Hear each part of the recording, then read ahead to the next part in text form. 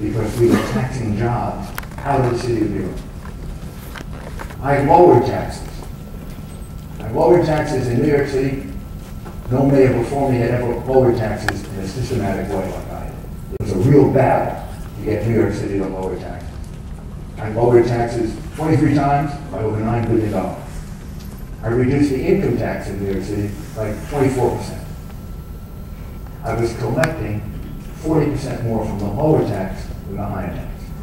I was collecting billions of dollars more from the lower taxes than the higher taxes. And let me tell you what happened to unemployment. I started, unemployment was 10.5%. When I left, it was about 5%. Do you know how many more people were working? Do you know how many more people had jobs? Do you know how many more people had improved jobs? That's how you do the magic, because for some people who don't understand private sector economics, they think this is impossible. That's how you accomplish lowering taxes and collecting more money. How can you lower tax rates and collect more money? You do that because more people are working, because more people are making more money by a lot. I took over a city that lost 320,000 jobs. I left a city that had 457,000 new jobs. And it came about with growth economics, the core of it being lowering taxes. If we want our economy to grow, we have to continue to do that. We've got to keep the income tax rate low. We've got to keep the capital gains tax low. We've got to give the death penalty to the death tax, which means we've got to get rid of it. These are all things that hold our economy down. In the name of wanting to redistribute wealth, they hold our economy down because they keep reducing it to the lowest common denominator. If you lower taxes, put more money back into the private economy, lift that lid, and then people can grow to their maximum extent. And they grow, other people grow with them. Same thing is true about spending. You've got to get control of government spending. If government spends too much money, then government feels the impulse to tax more. As it taxes more, it reduces the economy. And the government spending is often inefficient. By and large, if the private sector can spend money on the same thing that the government spends money on, the private sector will spend it 2, 3, 4 times more efficiently than the government. Because there's no device for wanting to save money in government. In the private sector, there's a device for saving money. It's called profit. In government, there's very often no device for saving money. That's why the worst thing we can do for healthcare, the worst thing we can do for healthcare is to add more people to the government rolls.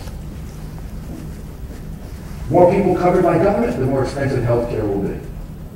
If you want to give access to more people for healthcare, and you want to bring the cost of healthcare down, and you want to bring the quality of healthcare up, the last thing in the world you do is create a government mandate and a government program.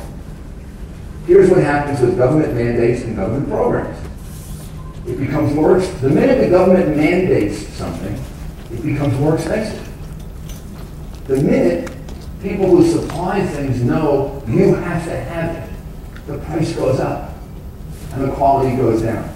They can ask for more money for less. Well, how can you perform the following task? Reduce cost, increase quality. The answer to healthcare is the same as it is for retail products or anything else. A large consumer market where people have power and the ability to buy things.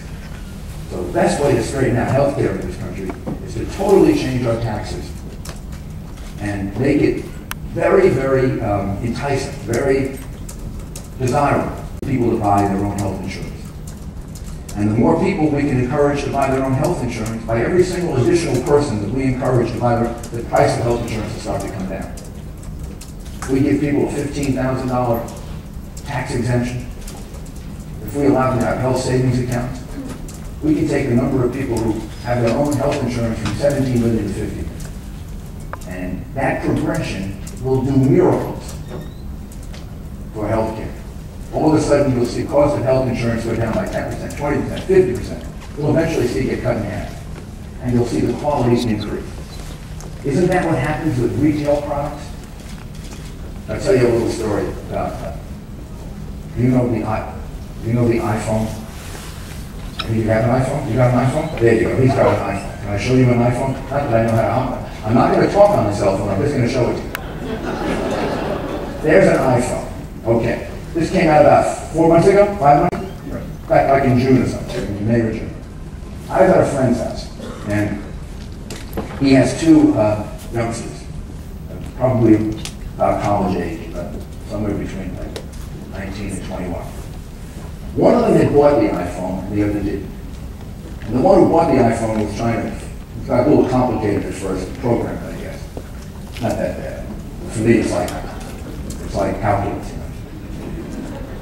But he was showing me how he's programming and all the stuff. All I was interested in is, can you see baseball games? When he told me no, I wasn't that interested anymore. But he was showing me how to program. The other kid was sitting there and he's like reading a book. And I said, how come? I said to the youngster who didn't have it, I said, how come you don't have an iPhone? You know what he said to me? I'm going to wait until it's half price. So I said to the one, I said, the kid who was working on the iPhone, I said, you're going to be a really good computer technologist. And I pointed to the kid who said it's going to be half price. I said, you're going to be a billionaire. He just got it. He just got it. Democratic candidates for president don't get it. They don't get it. He got it. That's how you reduce prices. And the iPhone now is $200 less than when it first came out.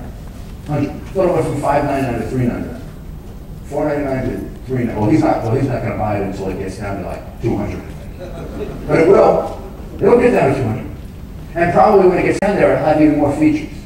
Why? How does that happen? How did that miracle happen? How could the iPhone go down 10%, 20%, 30%, 40%, 50%? How? And quality stays the same or goes up. Because millions of people are buying it. So you got to get millions of people to buy health insurance. You got to give them a tax incentive to do it, and a health savings account, and give these young people equity in there. That's how we'll save health care. It's the American way to save it, not the European way to save it. I mean, if we do Hillary care in this country, where are the Canadians going to go for health care? They'll have to go to Texas. We know it plays well.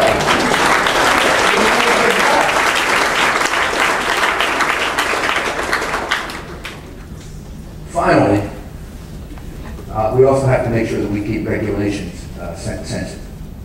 I know it sounds fine to regulate. But we can't regulate businesses out of existence. To understand the interplay between government and business is to understand how to create jobs for people. I did it. The difference between me and the Democratic candidates is I've actually run some.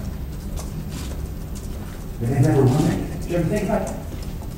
Hillary Clinton, Barack Obama, my neighbors, they've never run a city like I did. They never run a state like Governor Perry is doing. I don't think they've ever run a big business of any kind. They've never had to make payrolls. Never had to pay taxes for other people, make sure they were paid.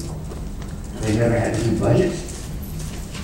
They never had to think of the practical implications of what they're saying. You can just promise anything, say anything. It's important to have that experience.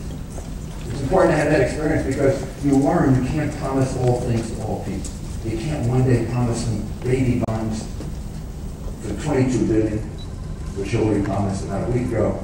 She's going to give out baby bonds to everybody born in the country. You're going to get $5,000. You're just going to get sent to you. A nice baby bond. It costs about $21 billion. See, when I say that, and all of a sudden the practicality of it starts to enter. I immediately think of the practicality because I ran something. And it's going to cost more than $21 billion because somebody's going to have to print it. Got to pay them for that. Somebody's going to have to put Hillary's picture on it. You're going to have to pay them for that. And somebody's got to mail it. The post office wants a little money. You know. It starts to add up now. And this isn't Hillary's money, it's yours. So Hillary backed off that, and now she's got another one where she's going to give you $1,000 for a 401k. I'm losing track now of all promises of spending your money. All kinds of money is going to be coming from Washington if Hillary is president. The problem with all kinds of money coming from Washington is your money. And it just gets recirculated.